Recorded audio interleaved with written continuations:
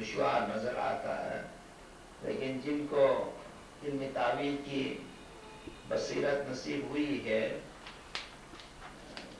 وہ اس مقدس علم کی روشنی میں جانتے ہیں کہ امام دوزخ بھی کس سینس میں، یعنی جو امام کے دوست ہیں، اس کی اطاعت کرنے والے ہیں، ان کے لیے امام بہشت ہی بہشت ہے، ان کے دیدار سے ان کو مسرت ہوتی ہے، ان کی ہدایت سے ان کو خوشی ہوتی ہے۔ لیکن جو ان کے منکرین ہو تو امام کی جلالت کو دیکھ کر وہ جل جاتے ہیں اور امام کا علم ان کو ہضم نہیں ہوتا ہے، جس کی وجہ سے وہ روحانی قحط میں مبتلا ہو جاتے ہیں۔ چوتھا معجزہ، طوفان انسانی کامل کی ذاتی قیامت کا نام ہے۔ طوفان انسانی کامل کی ذاتی قیامت کا نام ہے، جس میں علم کی انتہائی شدید بارش اور روحوں کا عالمگیر طوفان برپا ہو جاتا ہے۔ طوفان انسانی کامل کی ذاتی قیامت کا نام ہے، جس میں علم کی انتہائی شدید بارش اور روحوں کا عالمگیر طوفان برپا ہو جاتا ہے۔ اس کے لیے کشتی نجات یہ ہے کہ لوگ حادی زمان کو پہچانیں تاکہ وہ غرقابی سے بچ جائیں۔ یہ عالمی زر کا واقعہ ہے۔ صاحب کی اکثر و بیشتر کتابوں میں اس حدیث سے ہم واقف ہیں۔ یہاں کشتی نوح کی جو مثال ہے، زمانے کے امام ہے، پیغمبر نے فرمایا کہ میری اہل بیت کشتی نوح کی طرح ہے۔ جو اس کشتی میں سوار ہوا وہ غرق ہونے سے بچ گیا، اور جو شخص اس کشتی میں سوار ہونے سے اور جس شخص نے اس کشتی میں سوار ہونے سے انکار کیا وہ اس طوفان کے اندر غرق ہوا۔ تو صاحب نے یہاں بھی وضاحت فرمائی ہے کہ ظاہری طوفان کے ساتھ ایک روحانی طوفان بھی تھا، اور وہ روحانی طوفان علم کی صورت میں تھا۔ اور جو حضرات غرق ہو گئے ہیں، ضروری نہیں کہ وہ صرف ظاہری پانی میں غرق ہوں، بلکہ اکثر و بیشتر علم کے اس عظیم پانی میں وہ ہلاک ہو جاتے ہیں۔ پانچواں معجزہ، ٹڈیاں، جراد، واحد جرادہ، آیت نمبر 7، سورہ نمبر 7، آیت نمبر 133۔ اور ان سے مراد ایسی بری روحیں جو شکوک و شبہات اور متضاد خیالات کی صورت میں دینی اور اعتقادی فصل کو تباہ کر دیتی ہیں، جس طرح جسمانی ٹڈیاں ظاہری فصل کو برباد کرتی ہیں۔ جیسا کہ آپ کو اچھی طرح سے معلوم ہے کہ بارہا ہمارے اماموں نے فرمایا ہے کہ جو مذہب عقل پر مبنی نہیں ہے اس کی مثال ایسی ہے کہ ایک بہت بڑی عمارت ریت کے اوپر بنائی گئی ہے، اور جو عمارت ریت کے اوپر بنائی گئی ہو وہ زیادہ وقت تک ٹھہر نہیں سکتی ہے، بلکہ جلدی وہ مسمار ہو جاتی ہے، وہ گر جاتی ہے۔ اور حاضر جامع امام نے کئی مرتبہ اشارہ فرمایا ہے کہ اسلام میں ایمان جو ہے، فیت جو ہے، وہ لوجک پر، وہ عقل پر مبنی ہے. ایمان کی اساس جو ہے وہ عقل پر ہے. اور صاحب یہاں اشارہ فرما رہے ہیں کہ کچھ لوگوں کے پاس ایسے تصورات اور خیالات ہوتے ہیں کہ جن کے اندر کوئی منطقی اور معنوی ربط نہیں ہوتا ہے. ظاہری طور پر لوگوں نے علم کے نام سے یہاں سے وہاں سے کچھ تصورات کو چن تو لیا، لیکن کبھی انہوں نے نہیں سوچا کہ ان تصورات کے اندر کوئی ربط ہے یا نہیں. اور اس سلسلے میں صاحب نے ایک بہت بڑی ہدایت ہمارے لیے فرمائی ہے، اور وہ ہدایت صاحب نے جگالی کے کی جو اصطلاح ہے اس کے تحت ہمیں بیان فرمائی ہے. صاحب فرماتے ہیں کہ جانوروں میں جو حلال جانور ہیں وہ مومن کی مثال ہے. اور حلال جانوروں کی ایک عادت کیا ہے؟ کھانے کے بعد معدے سے وہ خوراک کو واپس منہ میں لا کر اس کو چباتے ہیں، اور چبانے کے بعد پھر اچھی طرح سے ہضم کر جاتے ہیں. صاحب فرماتے ہیں کسی طرح جو مومن صادق ہے، جب علم حاصل کرنے کا وقت ہو تو اس کو وقت ضائع کیے بغیر اس علم کو حاصل کرنا چاہیے.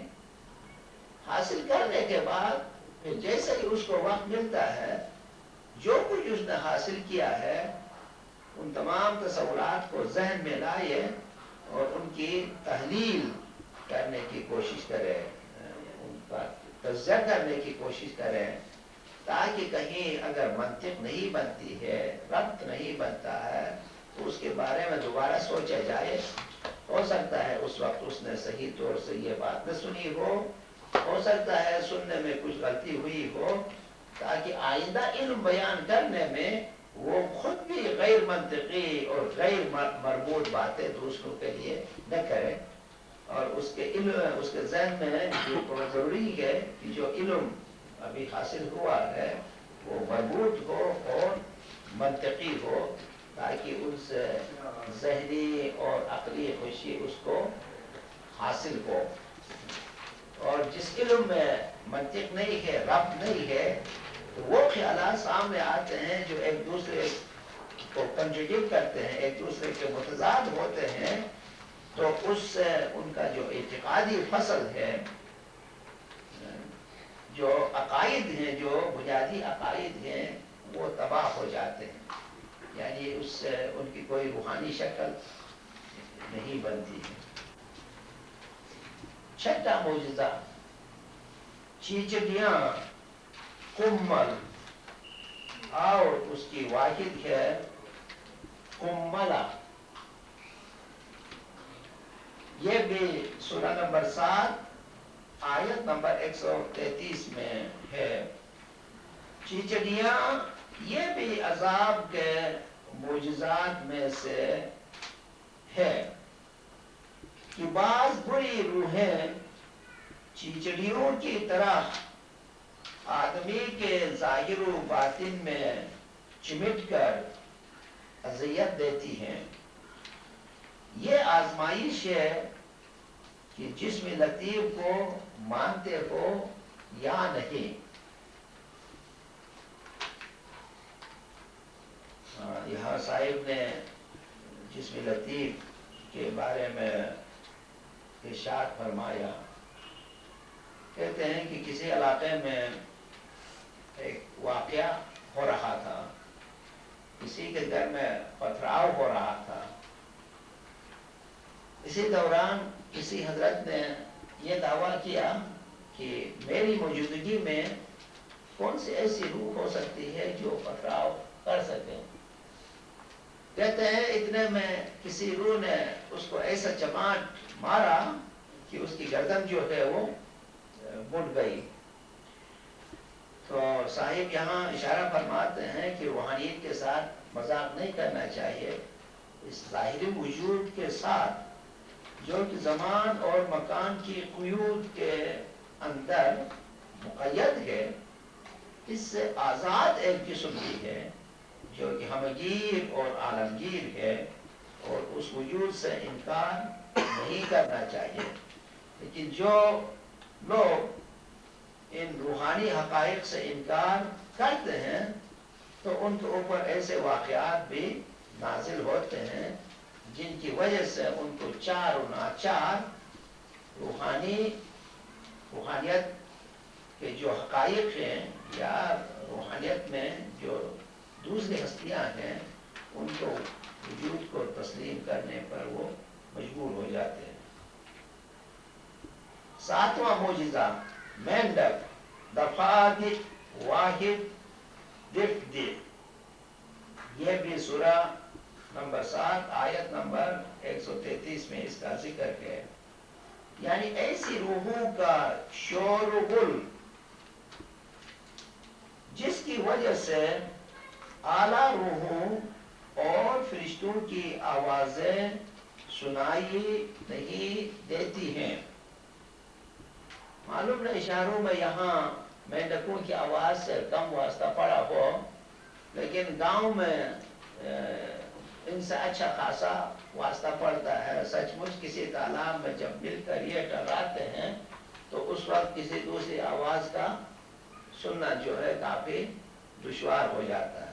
تو خیر وہ تو ایک ظاہری بات ہے، لیکن صاحب یہاں فرماتے ہیں اس ظاہری مثال کے پیچھے جو تعویل ہے، ان سے مراد ہے ایسی روحوں کا شور و غل جس کی وجہ سے اعلیٰ روحوں اور فرشتوں کی آوازیں سنائی نہیں دیتی ہیں۔ پھر بھی یہ معجزہ حیران کن ہے۔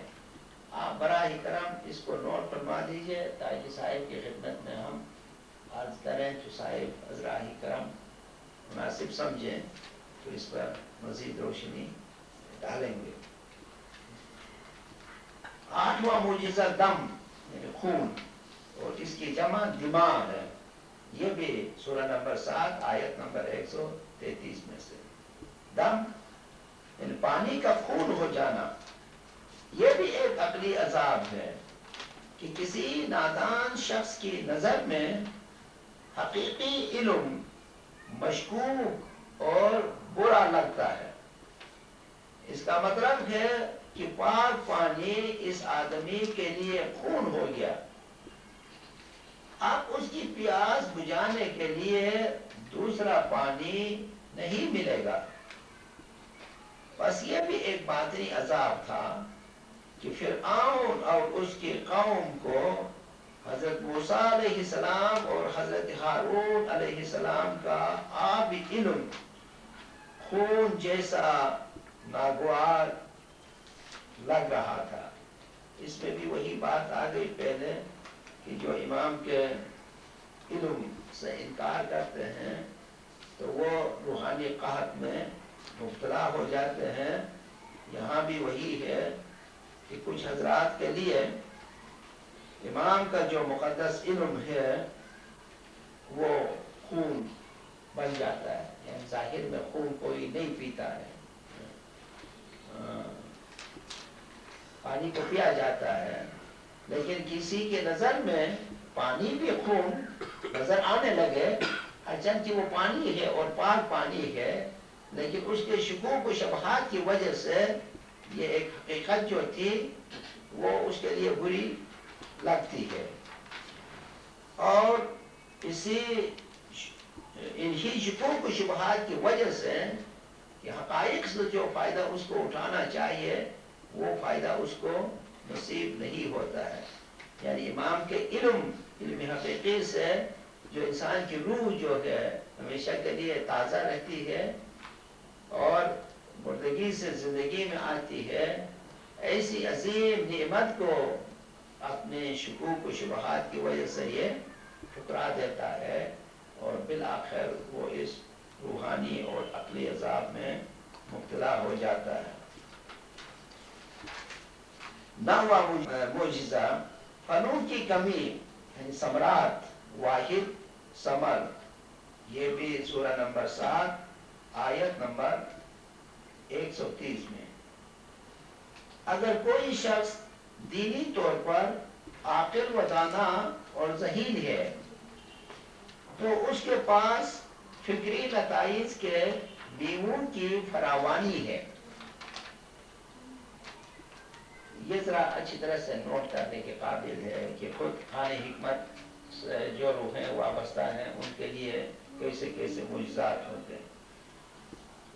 اگر کوئی شخص دینی طور پر عاقل و دانا اور ذہین ہے تو اس کے پاس فکری نتائج کے بیموں کی فراوانی ہے. مولا کے فضل سے یہاں جو بھی گویا ہو جاتا ہے خان حکمت سے وابستہ کوئی بھی مومن تو مولا کے فضل سے ان کو آٹومیٹک باتیں آتی رہتی ہیں. کبھی ان کو یہ احساس نہیں ہوتا ہے کہ ان کے اندر علم کی کوئی کمی ہے.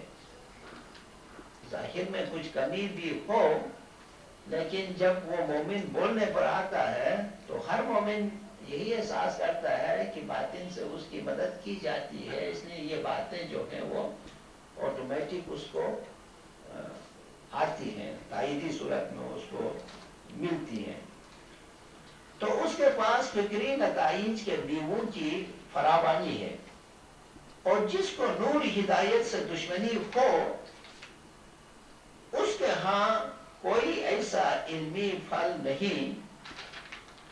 یعنی ایسے لوگوں کے پاس شاید ظاہری لفاظی کے کچھ الفاظ تو ہوں جن کے اندر کوئی معنی اور مفہوم نہیں ہوتا ہے لیکن علمی لحاظ سے اور تعویلی لحاظ سے اگر وہ باتیں کرتے بھی جائیں تو اس کے اندر سے کوئی علمی پھل وجود میں نہیں آتا، سامنے نہیں آتا.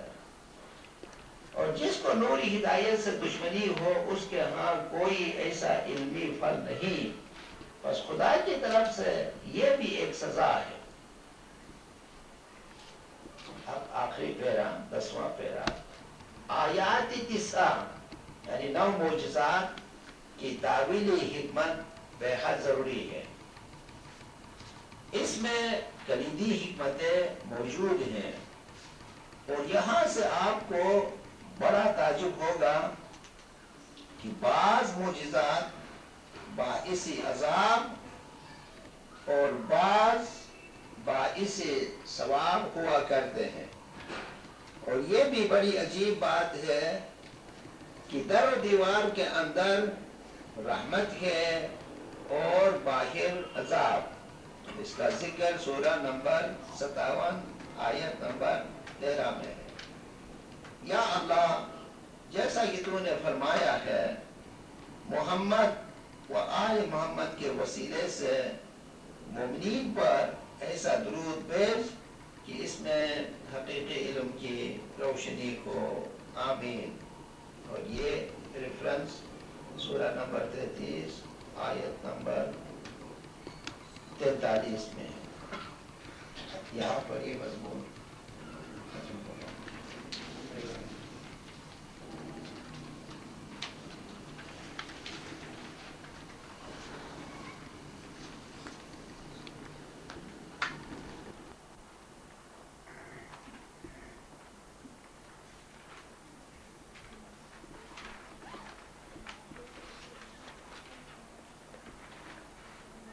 بسم اللہ الرحمن الرحیم.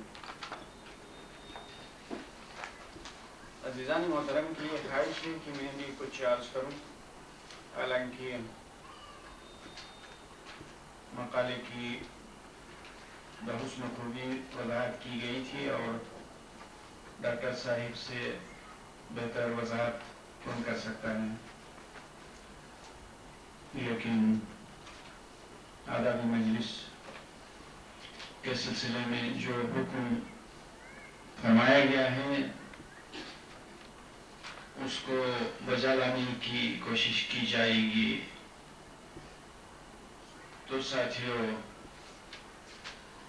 لفظ معرفت کو لیجئے سب سے پہلے کہ معرفت کے معنی آپ جانتے ہیں، شناخت کو کہتے ہیں اور پہچان کو. اور یہ پہچان اس قدر اور اتنی وسیع ہے کہ اس پہچان سے نہ تو خیر باہر ہو سکتی ہے نہ شر باہر ہو سکتا ہے. تمام چیزوں پر معرفت محیط ہے. اب اگر یہ قانون اس طرح سے ہے اور ایسا ہے تو پھر حضرت انبیاء پر جو معجزات گزرے ہیں رحمت کے اور ان کے دشمنوں کے لیے عذاب کے، ان کو بھی چشم معرفت سے دیکھنا ہوگا. اور اگر دیکھنا ہوگا تو دور نبوت کے بعد ایسے کسی زمانے میں کوئی مومن مقامی معرفت کو پہنچتا ہے تو اس کے لیے کیا کرنا ہوگا؟ فرعون کے واقعات کو کس طرح دیکھے گا؟ موسیٰ کے معجزات کو کس طرح دیکھے گا؟ اور دیگر حضرت انبیاء کے زمانوں میں جو کچھ ہوا اس کا مشاہدہ کیسا کرے؟ اس کے لیے یہ ہے کہ سارے معجزات روحانیت میں سامنے آتے ہیں. جب مانا گیا کہ سارے معجزات روحانیت میں سامنے آتے ہیں اور عذاب کے معجزات بھی اور رحمت کے معجزات بھی، بالفاظ دیگر اگر آپ کو مراحل روحانیت سے آگے جانا ہے تو پہلے ہی سے تہیہ کر لے کہ اس سلسلے میں خیر سے بھی گزرنا ہوگا اور شر سے بھی، یعنی خیر کو بھی دیکھنا ہوگا اور شر کو بھی. دیوانی دیگر روحانیت میں راحت بھی ہے اور تکلیف بھی. یہ تکلیف کچھ عذاب کے طور پر نہیں ہے لیکن تجربے کے طور پر ہے اور دیکھنا مقصود ہے تاکہ معرفت حاصل ہو. کیونکہ نصف سے تقریباً نصف معرفت خیر میں ہے تو نصف دیگر جو ہے وہ شر میں ہے. بس حضرت موسیٰ علیہ السلام ہی کے معجزات کو لیجئے، کیونکہ جو مقالہ سامنے ہے اس میں حضرت موسیٰ علیہ السلام کے 9 معجزات کا ذکر ہے. تو ان تمام معجزات کو ایک سالک ایک عارف اپنی روحانیت میں دیکھتا ہے، اور جب دیکھتا ہے تو وہ معجزات مراحلی روحانیت میں ہوتے ہیں، شروع سے لے کر آخر تک پھیلے ہوئے ہوتے ہیں. جیسا کہ اس مقالے کے سلسلے میں کہا گیا ید بیضاء، یہ تو انتہائی اعلیٰ درجے کا معجزہ ہے. یہ معجزہ رحمت ہے، معجزہ عذاب نہیں. تو معجزہ رحمت یہ کہ جیسا کہ آپ نے بارہا گوہر عقل کے بارے میں تذکرہ سنا ہے اور پڑھا ہے، تو اس گوہر عقل کے کئی ایک ناموں کو بھی آپ نے پڑھا ہے. اس کے ناموں میں سے ایک نام نوری عقل ہے، نوری ابیض ہے. ایک اور نام کتاب مکنون ہے. تو آپ نے یہ بھی پڑھا ہے کہ کتاب مکنون کو صرف وہی حضرات چھو سکتے ہیں جن کو پاک کیا گیا ہے. تو حضرت موسیٰ علیہ السلام یا تو کہنا چاہیے کہ کتاب مکنون کو چھو لیتے تھے کیونکہ وہ پاک کیے گئے میں سے تھے، یعنی پیغمبری زمان تھے، رسول تھے. یا کہنا چاہیے کہ وہ نوری ابیض کو ہاتھ میں لیتے تھے. اس کا دوسرا نام ید بیضاء ہے. تو وہ ید بیضاء کا معجزہ کرتے تھے. اور ساتھ ہی ساتھ قرآن پاک میں یہ بھی ارشاد ہے کہ یہ معجزات صرف ناظرین کے لیے ہوتے تھے، سب کے لیے نہیں. آج جن لوگوں کی رسائی ہو اور اس مقام کو پہنچتے ہوں تو وہی حضرات ید بیضا کو دیکھ سکتے تھے. لیکن روایت میں اور قصے میں اس طرح سے لیا گیا ہے جیسے وہ ظاہر میں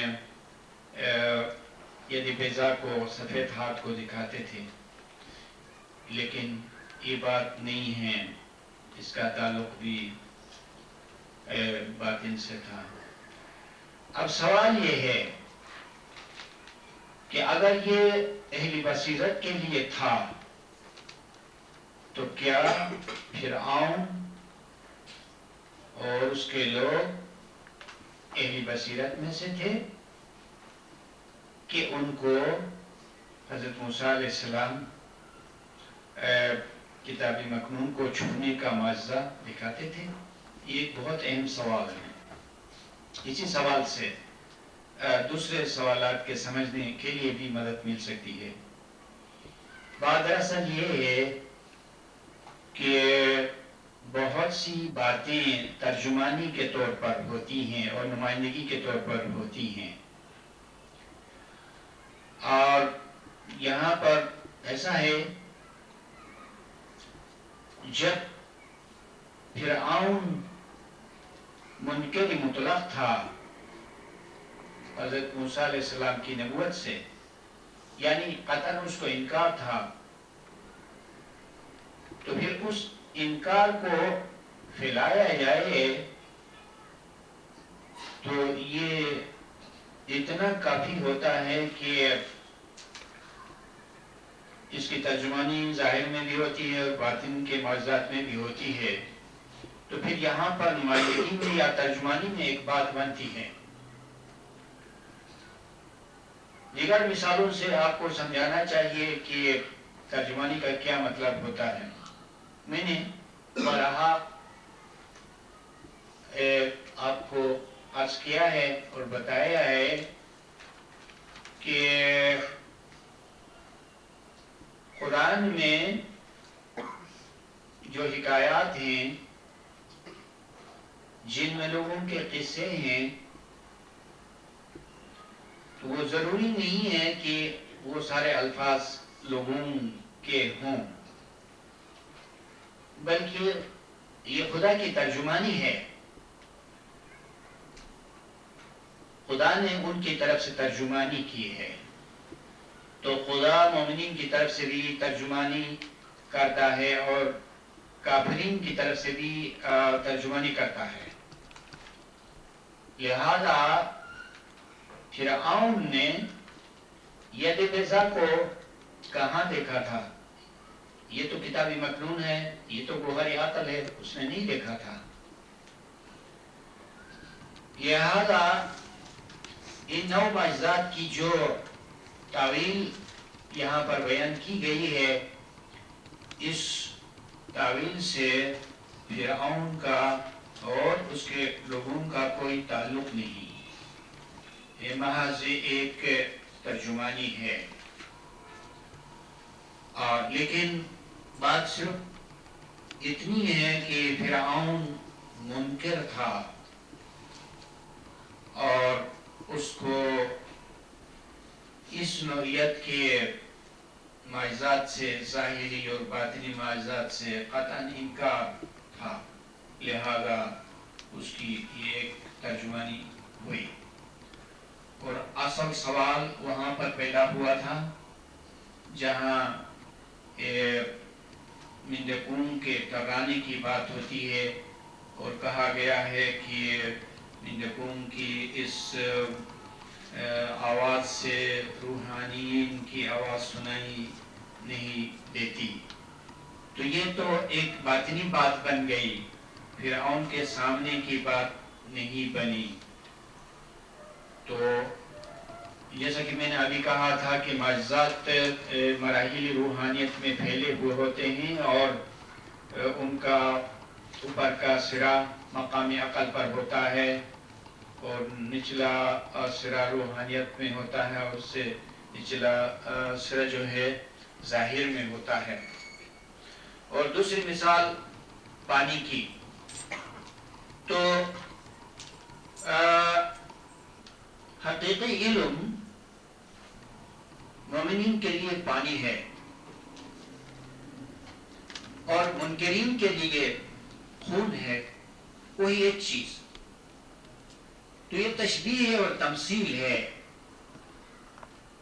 اور یہ نیچر کے خلاف ہے کہ فرعون اور اس کے لوگوں کے لیے دریائے نیل کا پانی ایک دم سے خون میں تبدیل ہو جائے اور جیسے کوئی بنی اسرائیل کا کوئی فرد وہاں پہنچے تو اس کے لیے وہی خون پانی میں تبدیل ہو جائے. یہ نیچر اس کو قبول نہیں کرتی ہے. مثالیں ہیں اور باطن کی اور حقیقت کی. تو جس علم کے بارے میں یہ بات ہوئی یہی علم اس وقت بھی اس زمانے میں بھی جو حقیقی علم ہے اس سے اہل انکار کو اس قدر نفرت ہے کہ وہ اس کو لینا ایسا سمجھتے ہیں جیسے کوئی پیاسا اپنی پیاس کی وجہ سے خون کو دیکھتا ہے پھر بھی پیاس کے باوجود اس خون کو نہیں پی سکتا. تو یہ حقیقی علم اہل انکار کے لیے یوں لگتا ہے. لیکن یہی علم ایک خوشگوار پانی کی طرح ہے مومنین کے لیے. دیکھا آپ نے یہ جو بات ہے باطن میں بنتی ہے اور تعویل میں بنتی ہے ظاہر میں نہیں بنتی ہے. بہت سے معجزات ہیں جو تعویل میں درست نظر آتے ہیں اور منطقی لگتے ہیں پر ظاہر میں دیکھا جائے تو اس کی منطق نہیں بنتی ہے. اور جس چیز کی منطق نہیں بنتی ہے وہ محض ایک مثال ہو سکتی ہے اور ممثول میں وہ چیز صحیح ہو سکتی ہے.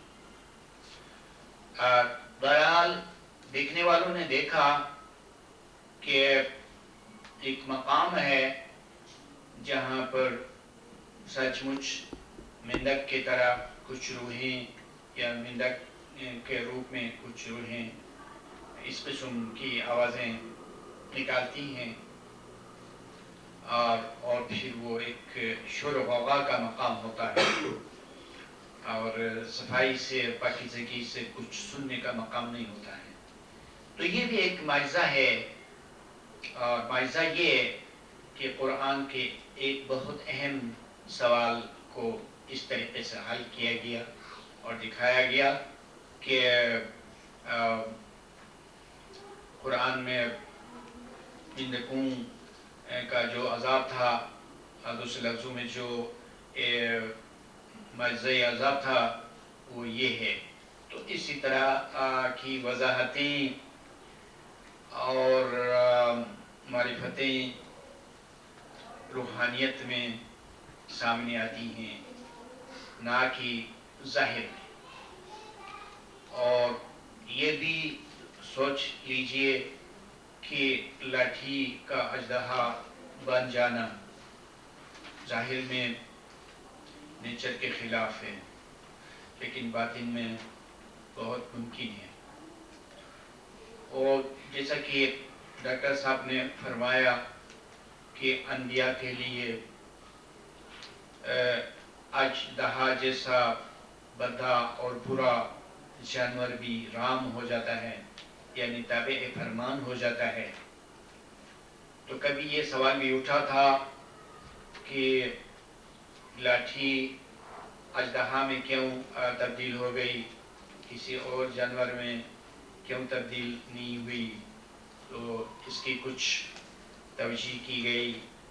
ایک تو یہ کہ اژدہا ایک ایسا جانور ہے جو کہ ہر بری اور بھلی چیز کو نگل لیتا ہے.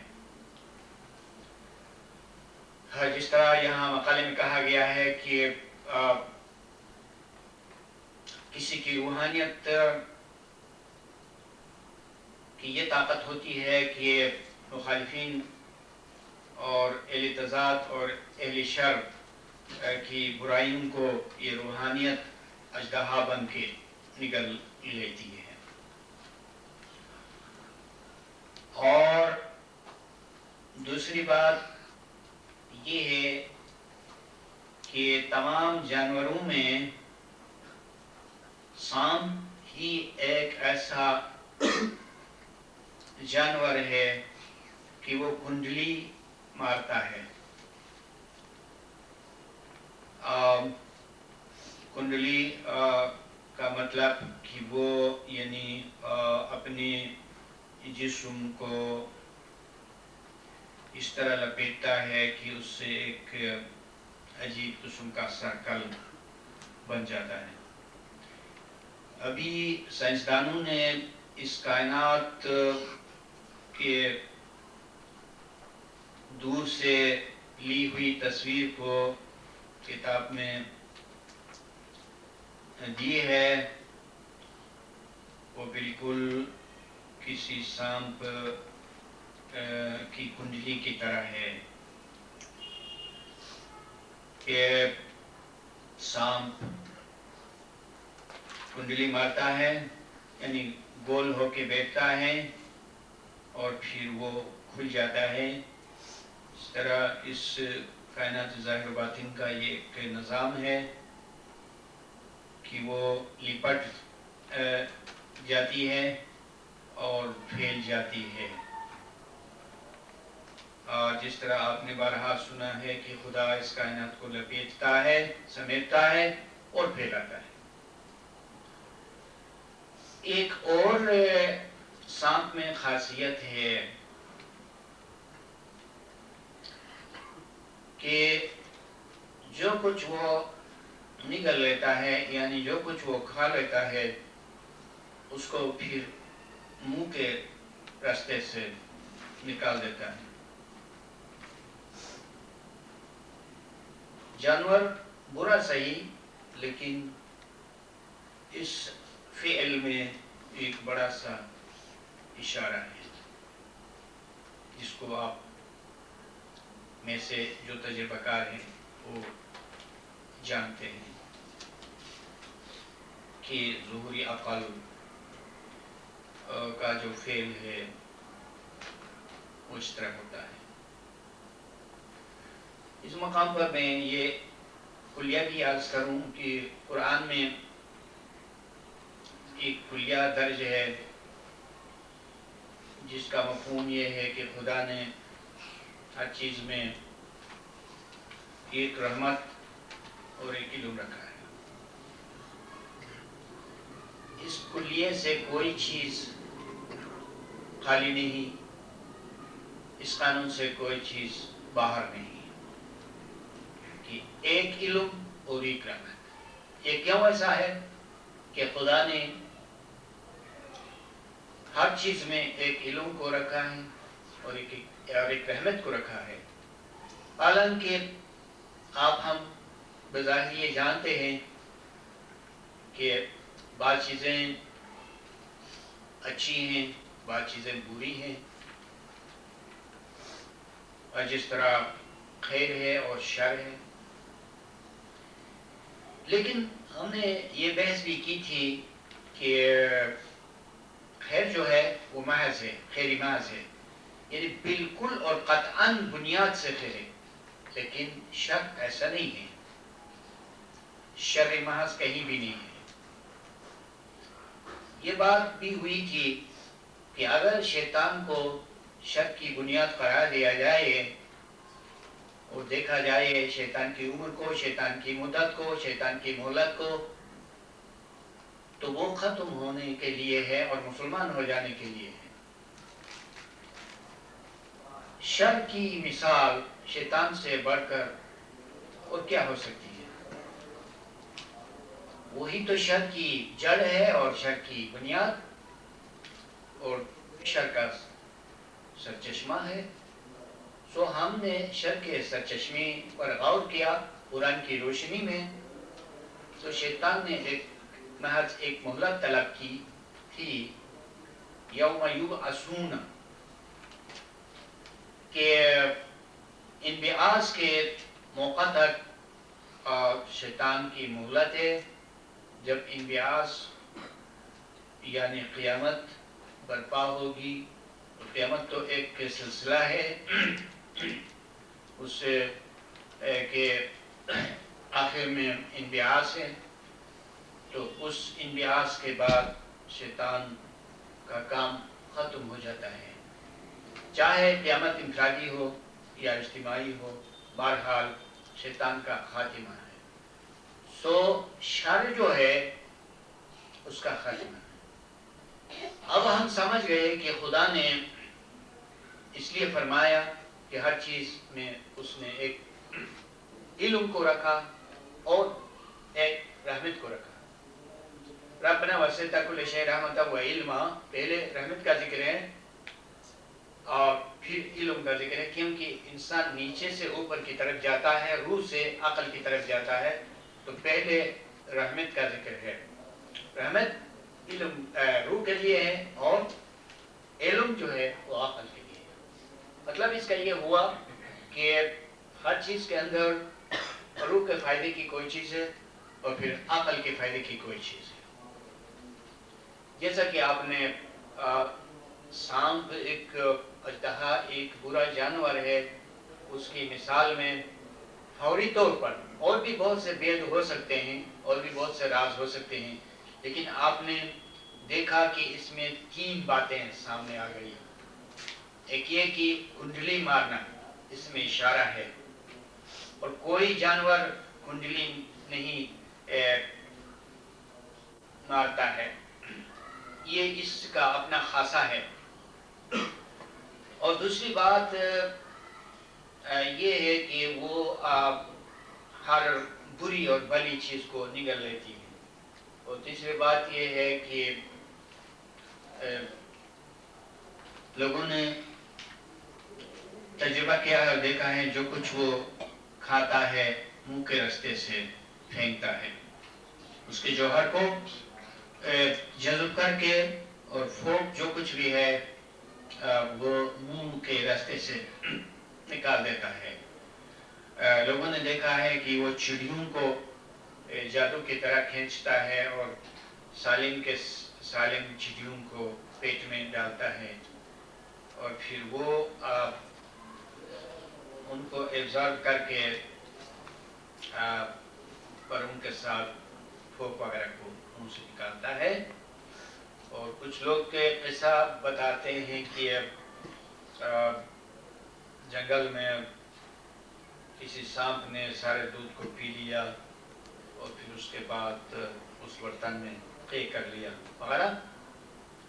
تو اس میں ایک بہت بڑا راز ہے. مطلب اس کا یہ ہوا کہ ساری کائنات موجودات کے اندر کوئی شے ایسی نہیں جس کے اندر عجائب و غرائب میں سے کوئی انوکھی حکمت موجود نہ ہو. اس لیے قرآن عظیم کا فرمانا یہ ہے کہ خدا فرماتا ہے کہ میری نشانیوں میں سے کتنی نشانیاں ایسی ہیں کہ ان سے وہ لوگ گزرتے ہیں اور ان کی طرف ان آیات کی طرف ان نشانیوں کی طرف توجہ دیتے ہیں. اس سے مومن کے لیے اشارہ ہے کہ مومن میں ہر چیز پر غور و فکر کرنے کی عادت ہونی چاہیے. جس طرح بھی کہا گیا کہ کچھ جانور ہیں جو کھاتے ہیں بس وہ کھا لیتے ہیں، لیکن جگالی کرنے والے جانور جو حلال ہوتے ہیں وہ جگالی کرتے ہیں، یعنی اپنا کھایا ہوا جو ہے پیٹ میں سے نکال کے اس کو چبا چبا کے اچھی طرح سے نرم کر کے اور نگل لیتے ہیں. یہ اشارہ ہے کہ مومن جو کچھ سنتا ہے اس میں سوچتا ہے. کسی نے کہا تھا کہ یک من علم را دمن عقل می باید. ایک من علم کے لیے 10 من عقل کی ضرورت ہوتی ہے، یعنی اس میں اور فکر کرنے کی ضرورت ہوتی ہے تاکہ صحیح معنوں میں علم جو ہے وہ جذب ہو جائے. تو یہ چند باتیں تھیں آپ کو اس مقالے کی طرف توجہ دلانے کے سلسلے میں. ہو سکتا ہے کہ معجزات کے بارے میں نے جو کچھ بتانے کے لیے کوشش کی اس میں کچھ کمی رہ گئی ہو، اور پھر اگر ایسی بات ہے تو پھر کسی اور وقت اس پر مزید بحث کریں گے. بہت بہت مہربانی اور شکریہ آپ کی اس توجہ اور سماعت. معجزات اللہ تبارک و تعالی نے حضرت موسیٰ علیہ السلام کو 9 کھلے معجزے عطا کر دیے تھے. سورہ نمبر 17 آیت نمبر 101 اور سورہ نمبر 27 آیت نمبر 12. وہ یہ ہیں: عصا، ید بیضا، قہر، طوفان، ٹڈی، چچری، مینڈک، خون اور میووں کی کمی. یہ عظیم معجزات اگرچہ ظاہری اور حصی قسم کے تھے، لیکن ان میں سے ہر معجزے کا ایک روحانی اور تعویلی پہلو بھی ہے جس کا ہم ذیل میں انشاءاللہ تعالی کچھ تذکرہ کریں گے. صاحب نے یہاں حصی اور عقلی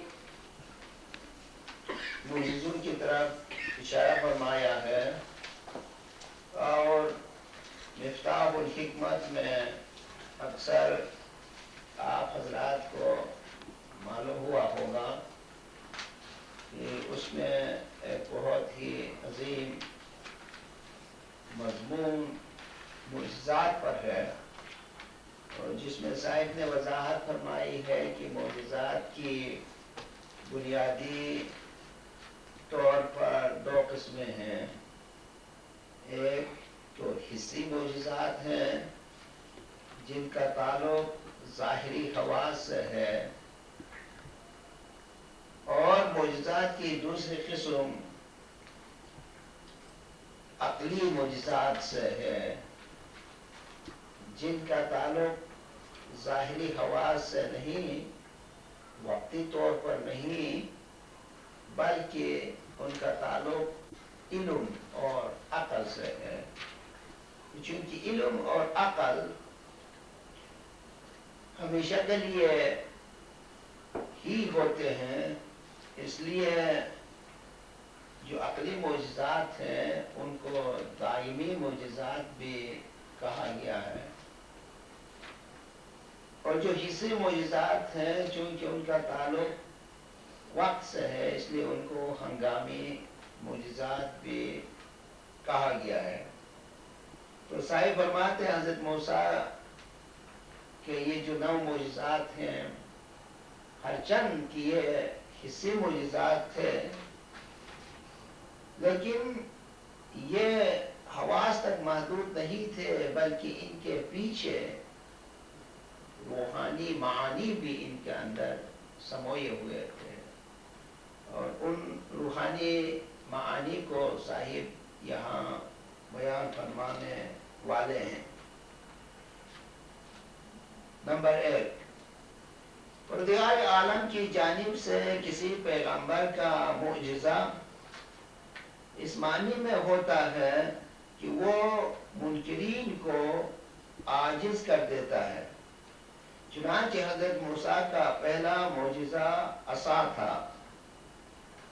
صاحب نے اور جگہ پر مزید وضاحت فرمائی ہے کہ لفظ معجزہ عجز سے ہے، اور عجز سے یہ چوتھا فارم ہے. جس طرح فعل سے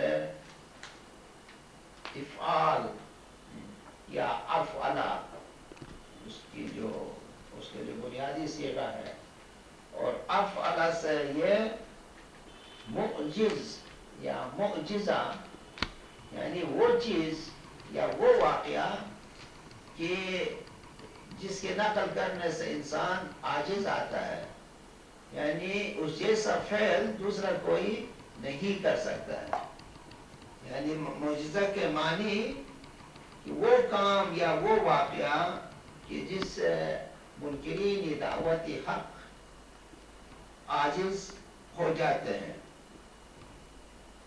چنانچہ انہی معجزات میں سے صاحب فرماتے ہیں کہ حضرت موسیٰ کا پہلا معجزہ عصا تھا، ان کی لاٹھی تھی. اور اس سلسلے میں بہت سے ریفرنسز، حوالہ جات قرآن کریم میں پائے جاتے ہیں. ان میں سے سورہ نمبر 2 آیت نمبر 60، سورہ نمبر 7 آیت نمبر 117، سورہ نمبر 7 آیت نمبر 160، سورہ نمبر 26 آیت نمبر 63، سورہ نمبر 27 آیت نمبر 10، سورہ نمبر 28 آیت نمبر 31، سورہ نمبر 7 آیت نمبر 107، سورہ نمبر 26 آیت نمبر 32، اور سورہ نمبر 26 آیت نمبر 45، سورہ نمبر 20 آیت نمبر 18. اس لاٹھی کی تعویل اسم اعظم اور اس کا زندہ معجزہ ہے. صاحب نے فرمایا کہ یہ حصے معجزات کے پیچھے معانی بھی پوشیدہ تھے. معانی کا ایک دوسرا لفظ جو ہے وہ تعویل ہے. تعویل کے اور دوسرے بہت سے اصطلاحات ہیں یا مترادفات ہیں. صاحب نے فرمایا اس کو حکمت بھی کہتے ہیں، تعویل بھی کہتے ہیں، معنی بھی کہتے ہیں. تو صاحب فرماتے ہیں اسی لاٹھی کی تعویل اسم اعظم اور اس کا زندہ معجزہ ہے. ظاہر میں لاٹھی تھی، لیکن باطن میں اس سے مراد اسم اعظم اور اس کا زندہ معجزہ ہے. یعنی نورانی ذکر اور یاد الہی جو سب سے اعلیٰ اور سب سے بزرگ ہونے کی وجہ سے کائناتی طاقت کا سرچشمہ ہے. یہ بات ذرا نوٹ کرنے کے قابل ہے کہ اسم اعظم کی طاقت کیا ہے. صاحب فرماتے ہیں جو سب سے اعلیٰ اور سب سے بزرگ ہونے کی وجہ سے کائناتی طاقت کا سرچشمہ ہے. یقیناً اسم اعظم ہی ہے جس کی حیثیت میں نور نبوت اور نور امامت اپنا سارا کام کرتا رہتا ہے. دنیا میں سب سے مشکل کام نبوت کا کام اور امامت کا کام ہے، کیونکہ اسی پر انسان کی حیات اور بقا قائم ہے. لیکن یہ سب سے عظیم کام کس طرح انجام دیا جاتا ہے؟ صاحب فرماتے ہیں کہ جس کی حیثیت میں نور نبوت اور نور امامت، یعنی اسم اعظم کی حیثیت میں نور نبوت اور نور امامت اپنا سارا کام کرتا رہتا ہے. ایک دوسری تعویل صاحب فرماتے ہیں نیز لاٹھی کی دوسری تعویل مظاہرہ عقل ہے. صاحب فرماتے ہیں کہ اس کی دوسری تعویل عقل کا ڈیمانسٹریشن ہے، یعنی اس کے گوناگون ظہورات ہیں.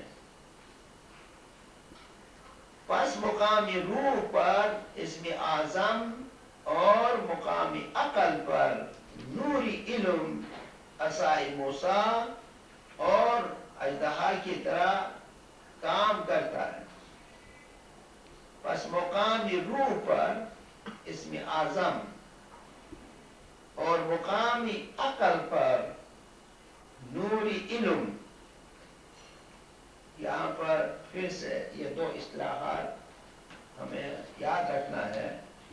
ایک تو مقامی روح جس کا تعلق ذکر اور عبادت سے ہے، اور دوسرا مقامی عقل جس کا تعلق علم سے ہے، نوری علم سے ہے.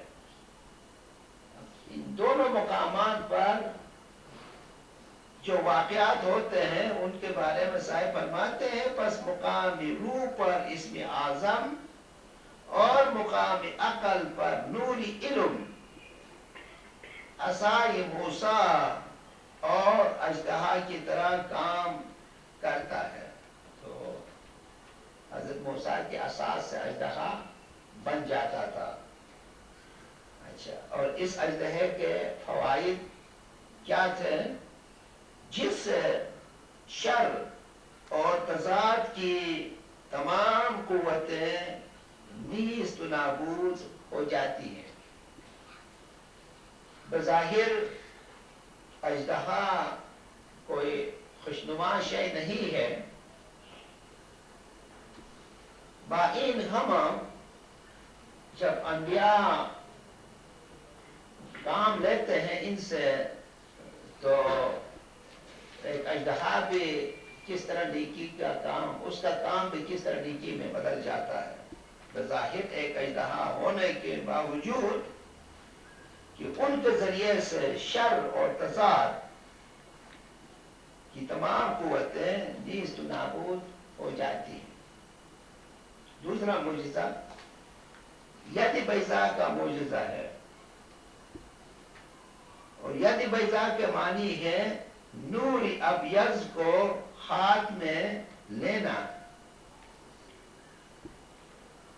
صاحب نے کئی انوار کی وضاحتیں فرمائی ہیں، اور ان میں سے ایک نور کا نام ہے نور ابیض، سفید نور. اور ید بیضا کا معجزہ ہے، اس کے معنی ہے کہ سفید نور کو اپنے ہاتھ میں لے لینا یا کتاب مکنون کو چھونا. یہاں بھی چھونا اور لینا، چونکہ ہاتھ کا تعلق اس کے ساتھ، چھونا بھی ہاتھ سے ہوتا ہے اور لینا بھی ہاتھ سے ہوتا ہے. اور یہاں قرآن کریم کا اشارہ یہ ہے کہ روحانی اور باطنی معجزات کا تعلق صرف ناظرین ہی سے ہے، یعنی ان کو صرف چشم بصیرت ہی سے دیکھا جا سکتا ہے.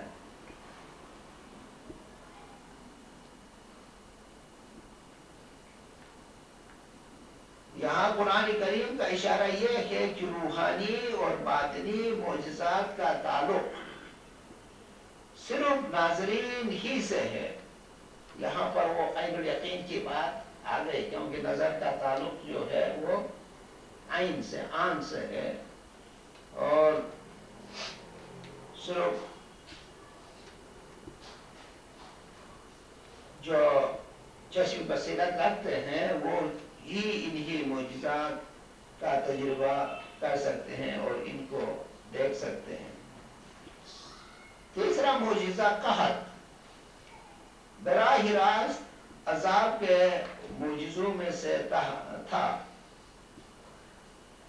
جس کی تعبیر یہ ہے کہ جو لوگ ہادی برحق کے علم سے انکار کرتے ہیں وہ ہمیشہ کے لیے علمی قحط میں گرفتار رہتے ہیں، کیونکہ علم کا سرچشمہ صرف وہی ہوتا ہے.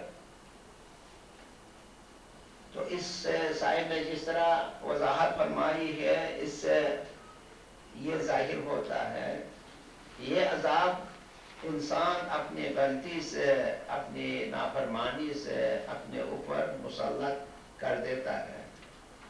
چند کی امام جو ہے وہ برکات اور معجزات اور فیوزات کا سرچشمہ ہے، لیکن اس کے مقدس علم سے انکار کرنے کی وجہ سے خود ان کے اوپر روحانی قحط مسلط ہو جاتا ہے. ناصر خسرو ارواحنا فداہ فرماتے ہیں کہ امام بہشت بھی ہے اور دوزخ بھی ہے. امام کے بہشت ہونے میں کسی کو کیا شک ہو سکتا ہے، لیکن جب کہا جاتا ہے کہ امام دوزخ بھی ہے تو اس کو ہضم کرنا